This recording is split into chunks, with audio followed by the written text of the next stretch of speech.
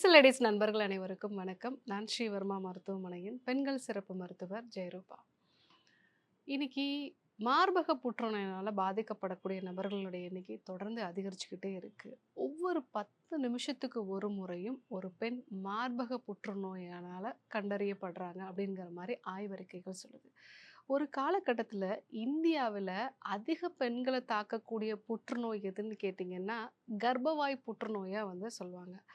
அது அதிகமான குழந்தை பேறு இருந்ததுனாலையும் ஹைஜீன் வந்து அந்த டெலிவரி டைமில் ப்ராப்பராக மெயின்டைன் ஆகாதனாலையும் இருந்தது. பட் இன்றைக்கு பொருளாதார நிலை வந்து அதிகமானதுனால நிறைய பேருக்கு அவங்க உடம்புல இந்த மார்பகம் சார்ந்த புற்றுநோய் வந்து அதிகமாக வரதை பார்க்கும். இதற்கு முக்கியமான காரணமாக இருக்கிறது சர்க்கரை நோய் அதிகமாக இருக்கிறதும் முக்கியமான காரணம். ஸோ இந்த மார்பக புற்றுநோய் எப்படி நமக்கு வருது, இதில் என்னென்ன வகைகள் வந்து இருக்குது, இதற்கான அதாவது மெயினாக இந்த மார்பக புற்றுநோய் வராமல் இருக்கணும் இல்லை அதற்கான சிகிச்சை எடுத்துகிட்டு இருக்கேன்னா நான் என்னென்ன விஷயங்களெல்லாம் ஃபாலோ பண்ணணும், அதை பற்றி நம்ம இன்னைக்கு தெரிஞ்சுக்க போகிறோம். ஸோ அதிகமான மக்களை பாதிக்கக்கூடிய இந்த மார்பக புற்றுநோய் ஆரம்ப நிலையிலே கண்டுபிடிச்சிட்டா முற்றிலுமா சரி செய்ய முடியும். நிறைய பேர் ஆரம்ப நிலையிலே வந்து கண்டறியப்பட்டு ஸோ அதற்கான சிகிச்சை மேற்கொண்டு 20 வருஷம் 30 வருஷம் வரைக்கும் ஆரோக்கியமாக வாழ்கிறாங்க.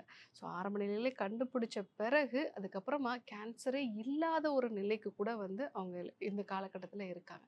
ஸோ நாம் தெரிஞ்சுக்க வேண்டிய விஷயம், இது எப்படி உருவாகுது, ஆரம்பத்திலேயே இதை எப்படி கண்டுபிடிக்கிறது. ஒருவேளை எங்கள் அம்மாவுக்கோ இல்லை வந்து என்னோட அக்காவுக்கோ வீட்டில் யாருக்கோ ஒருத்தருக்கு இருக்குன்னா எனக்கு வராமல் தடுக்கிறதுக்கு நான் என்னென்ன விஷயங்கள்லாம் ஃபாலோ பண்ணும், இதெல்லாம் நம்ம வந்து தெரிஞ்சுக்கணும். ஸோ மார்பக புற்றுநோயை பொறுத்த வரைக்கும் அதில் நிறைய வகைகள் வந்து இருக்குது. முதல் விஷயம் ஸ்டேஜ் 0 அப்படின்னு நம்ம சொல்லுவோம், டக்டல் கார்சினோமா இன்சைட்டோ. ஸோ இதுதான் நம்ம கண்டுபிடிக்க வேண்டிய ஒரு கட்டம். இந்த கட்டத்தில் நம்ம கண்டுபிடிச்சோன்னா கம்ப்ளீட்டாக நம்ம வந்து சரி செஞ்சிடலாம். அதாவது நம்ம மார்பகங்களில் பாலை எடுத்து செல்லக்கூடிய இந்த டக்ட் இந்த இடத்துல வந்து இருக்குது அப்படின்னா உங்களுக்கு அது வேறு எங்கேயுமே பரவாமல் அந்த இடத்துல மட்டும் இருக்கும், சின்னதாக கட்டி மாதிரி தெரியும். ஸோ நம்ம ரெகுலராக பீரியட்ஸ்க்கு அப்புறமா நம்ம செல்ஃப் எக்ஸாமின் பண்ணும்போது இதை நம்ம வந்து கண்டுபிடிச்சிடலாம். இல்லை 40 இயர்ஸ்க்கு மேலே போகும்போது ஒவ்வொரு 2 வருஷத்துக்கு ஒரு முறையும் இல்லை 3 வருஷத்துக்கு ஒரு முறை உங்களோட பரம்பரையில் இருக்குது அப்படின்னா நீங்கள் மேமோகிராம் பார்க்கும் பொழுதே இதை வந்து நீங்கள் கண்டுபிடிச்சிடலாம். ரெண்டாவது, ஸோ இந்த டக்டில் இருக்கக்கூடிய கார்சினோமாங்கிறது பரவிடுறது இன்வேசிவ் டக்டல் கார்சினோமா நம்ம சொல்லுவோம். நிறைய பேருக்கு இந்த கண்டிஷனில் தான் கண்டுபிடிப்பாங்க. ஸோ அது அந்தளோட டக்டை விட்டு பால் எடுத்து செல்லக்கூடிய அந்த குழாயை விட்டு வேறு சில இடங்களுக்கு வந்து பரவிடும். ஸோ இந்த கண்டிஷனில் நம்ம பார்த்தாலுமே அதை வந்து சரி செஞ்சிடலாம். இதே போல் லோபுலர் கார்சினோமா அப்படின்னு நம்ம சொல்லுவோம். அந்த பால் சுரக்கக்கூடிய அந்த பகுதிகளில் உண்டாகக்கூடிய புற்றுநோய். ஸோ இந்த இது வந்து கொஞ்சம் ஃபாஸ்ட்டாக வந்து பரவும். இதை மேமோகிராமில் கண்டுபிடிக்கிறது கொஞ்சம் சிரமமாக இருக்கும். ஸோ இதை நம்ம ப்ராப்பராக பரிசோதனை பண்ணி நம்ம வந்து பயாப்சி மூலமாக கண்டுபிடிக்கலாம். மூணாவது விஷயம் HER2 அப்படின்னு நம்ம வந்து சொல்லுவோம். அதாவது ஒரு சில பேருக்கு இந்த மார்பக புற்றுநோயில் வந்து அந்த கேன்சர் செல்ஸ் வந்து HER2 புரோட்டீன்கிறதோட அளவு வந்து அதிகப்படுத்தும். அதாவது ஹியூமன் எபிடெர்மல் growth ரிசெப்டர் அப்படின்னு நம்ம சொல்லுவோம். ஸோ இதுதான் அந்த செல்லு வளரக்கூடிய விகிதத்தை கட்டுப்படுத்தக்கூடியது. ஸோ இதனோட அளவு அதிகமாக இருக்கக்கூடிய ஒரு வகையான கேன்சரும் இருக்குது. இவங்களுக்கு டார்கெட்டடாக சில வகையான சிகிச்சை முறைகள் வந்து நம்ம கொடுக்கணும். 5வதா ட்ரிபிள் நெகட்டிவ் அப்படிங்கிற ஒரு வகை வந்திருக்கு. இதில் வந்து ப்ரொஜெஸ்ட்ரானோ ஈஸ்ட்ரோஜனோ இல்லை HER2வோ இந்த வகையான கேட்டகரியில் இருக்காது. ஸோ இவங்களுக்கு 3மே நெகட்டிவாக இருக்கிறதுனால வேறு வகையான சிகிச்சை முறைகள் வந்து நம்ம கொடுக்குறோம். கடைசியாக இன்ஃப்ளமேட்ரி கேன்சர் டைப் அப்படிங்கிறது இதுதான் ரொம்ப ஃபாஸ்ட்டாக ஸ்ப்ரெட் ஆகிடும். கட்டிகள் கூட பெருசாக தெரியாது. அந்த தோல் பகுதி வந்து சிவந்து போய் ஆரஞ்சு தோல் மாதிரி மாறக்கூடியது இதில் தான் வந்து ரொம்ப ஃபாஸ்ட்டாக வந்து ஸ்ப்ரெட் ஆகும். இது ஏன் நான் இந்த வகைகள்லாம் தெரிஞ்சுக்கணும் அப்படின்னா, நம்ம ஆரம்ப கட்டத்திலேயே இதை கண்டுபிடிச்சிட்டோம் அப்படின்னா இதை கம்ப்ளீட்டாக சரி செய்ய முடியும். யாருக்கெல்லாம் இந்த மார்பக புற்றுநோய் வரும்? பரம்பரையாக அவங்களுக்கு அம்மாவுக்கோ பாட்டிக்கோ சித்திக்கோ யாருக்காவது இருந்ததுன்னா உங்களுக்கும் வர்றதுக்கு நிறைய வாய்ப்புகள் இருக்குது. அதாவது பிஆர்சிஏ அப்படின்னு நம்ம சொல்லுவோம். இந்த ஒரு ஜீன் மியூட்டேஷன் வந்து நமக்கு இருந்தது அப்படின்னா நமக்கு வர்றதுக்கு வாய்ப்புகள் நிறைய வந்து இருக்குது. ஸோ அதே போல் நம்ம ஹார்மோன் சம்மந்தமான ஒரு ப்ராப்ளம் வந்து இருக்குது. ஸோ மார்பகங்கள்ல வந்து கட்டிகள் ஆல்ரெடி வந்து உருவாகி இருக்குது, இல்லை வந்து நம்ம பாடியில் கர்ப்பப்பை சார்ந்த பிரச்சனைகள் வந்து இருக்குது, மன அழுத்தம் அதிகமாக இருக்குது, இந்த ஹார்மோன் சம்மந்தமான பிரச்சனை இருக்கிறவங்களுக்கு மார்பக புற்றுநோய் வரதுக்கு நிறைய வாய்ப்புகள் இருக்குது. ஸோ குழந்தை பேறு இல்லாத பெண்களுக்கு, அதுவும் வந்து குழந்தைக்காக சிகிச்சை எடுத்துக்கிட்டு இருக்கவங்களையும் நம்ம வந்து இப்போ பார்க்குறோம். ஸோ அப்போ நிறைய ஹார்மோன் வகையான மாத்திரையும் எடுத்திருப்பாங்க, அதே சமயத்தில் குழந்தையும் வந்து இருக்காது. அப்படிப்பட்ட நபர்களுக்கும் இந்த ப்ராப்ளம் வந்து வரும். 4வது விஷயம், சர்க்கரை நோய் அதிகமாக இருக்கக்கூடிய விஷயங்கள். ஆரம்ப கட்டத்துல இருந்தே அவங்க பாடியில் சுகர் லெவல்ஸ் வந்து அதிகமாக இருக்கிறது, இந்த பிசிஓடி மாதிரியான ப்ராப்ளம், உடம்பு வெயிட் வந்து அதிகமாக இருக்கிறது, ஃபேட் கண்டென்ட் பாடியில் வந்து அதிகமாக இருக்கிறது, இந்த ஃபேட் செல்லேருந்து நிறைய இன்ஃப்ளமேட்ரி கெமிக்கல்ஸ் வந்து வரும். இந்த மாதிரி இருக்கிறவங்களுக்கு மார்பக புற்றுநோய் வர்றதுக்கு வாய்ப்புகள் நிறையா இருக்குது. 6வதா, சரியான இரவு தூக்கம் இல்லாத நபர்கள், செரிமான கோளாறு இருக்கக்கூடிய நபர்கள். ஸோ இப்படிப்பட்ட நபர்களுக்கு அது கூட ஹார்மோன் பிரச்சனையும் இருக்குன்னா, அவங்களுக்கு மார்பக புற்றுநோய் வர்றதுக்கு வாய்ப்புகள் நிறைய இருக்குது. ஸோ நம்ம என்னெல்லாம் பண்ணலாம்? முதல் விஷயம், செல்ஃப் எக்ஸாமைன் பண்ணுறது. எல்லா பெண்களும் வந்து இதை பண்ணணும். ஏன்னா சமீப நாட்களாக வந்து நான் ரீசன்ட் டேஸில் வந்து 28 இயர்ஸில் வந்து மார்பக புற்றுநோய் பார்த்தேன், 32 இயர்ஸில் மார்பக புற்றுநோய். ஸோ குழந்த பிறந்து பால் கொடுத்தவங்க தான் 32 இயர்ஸ்லேயே வந்து மார்பக புற்றுநோயெலாம் பார்க்குறோம். ஸோ நம்ம எல்லோரும் என்ன நினச்சிக்கிறோம், 40 இயர்ஸ்க்கு மேலே வந்து நம்ம அந்த டெஸ்ட் எல்லாம் பண்ணணும். ஸோ எல்லாருமே ரெகுலராக செல்ஃப் எக்ஸாமைன் வந்து பண்ணணும். மெயினாக பீரியட்ஸ் முடிஞ்சு அந்த ஒரு வாரத்துக்குள்ளே நீங்கள் கண்ணாடி முன்னாடி நின்று உங்களுக்கு செல்ஃப் எக்ஸாமைன் பண்ணி பாருங்கள்.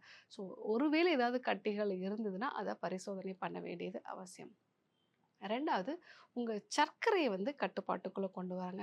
ஸோ எனக்கு சுகரே இல்லை அப்படின்னாலும் உடல் எடை அதிகமாக இருக்குது, பிசிஓடி தைராய்டு மாதிரியான ப்ராப்ளம் இருக்குது அப்படின்னா, சுகர் எடுத்துக்கிறத குறைச்சிக்கோங்க. மெயினாக இந்த வெள்ளை மைதா, அதே போல் வந்து பால் சம்பந்தமான பொருட்கள், சர்க்கரை, இது எல்லாத்தையும் அவாய்ட் பண்ணுறது நல்லது.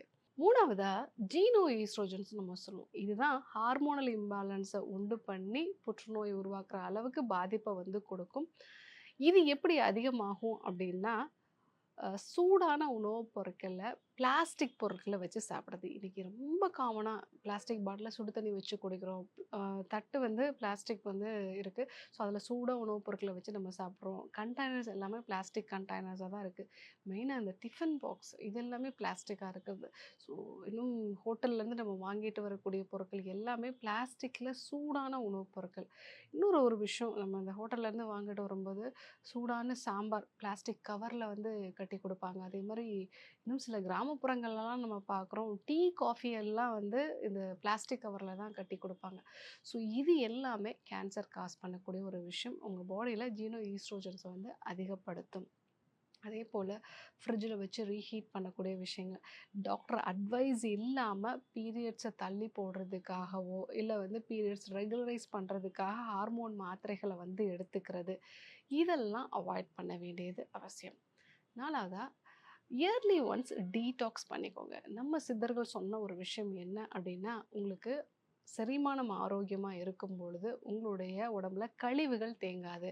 ஸோ அதை தான் நம்ம வந்து இன்றைக்கி லிம்ஃப் நோட்ஸில் வந்து ஃபஸ்ட்டு ப்ராப்ளம் வந்து வருது, அதுக்கப்புறமா தான் உடம்பு ஃபுல்லாகவே கேன்சர் பரவுது.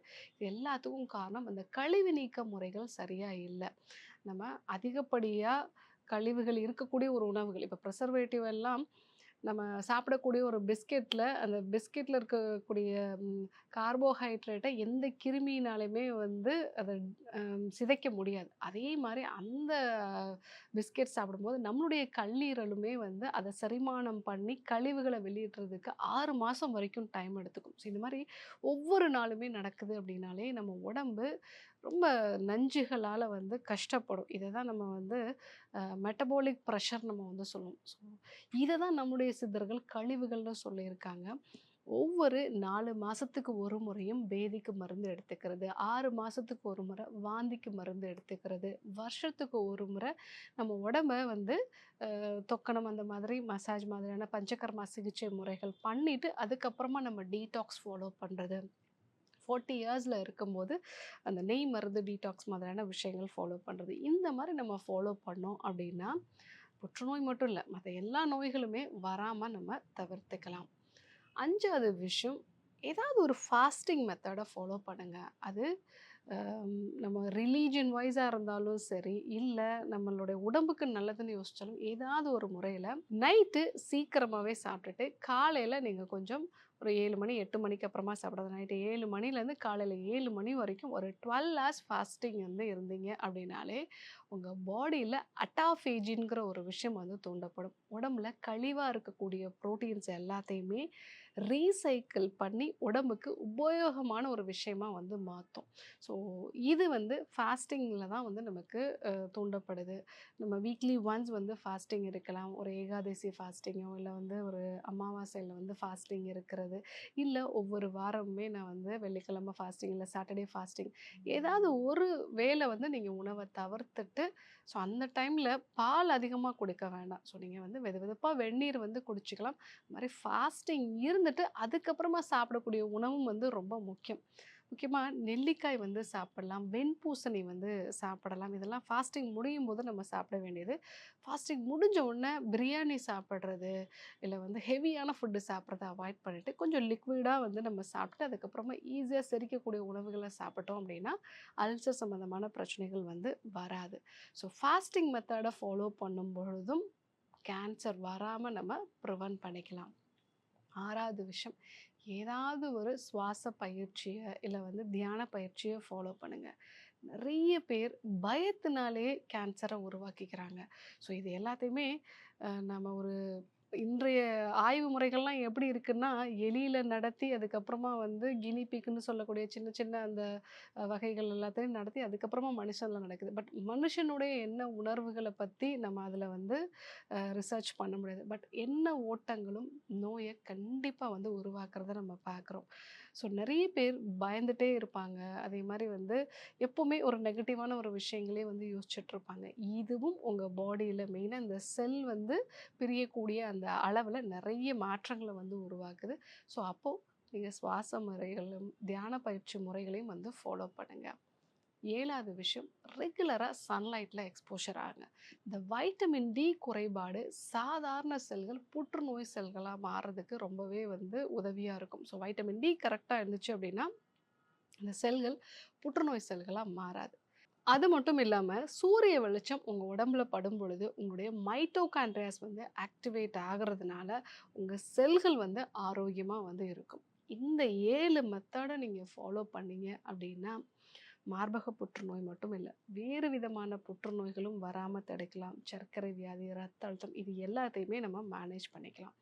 முக்கியமான விஷயம், நம்முடைய சித்தர்கள் சொன்ன ஒரு விஷயம், நீங்க சாப்பிடக்கூடிய உணவ அளவா சாப்பிடுங்க.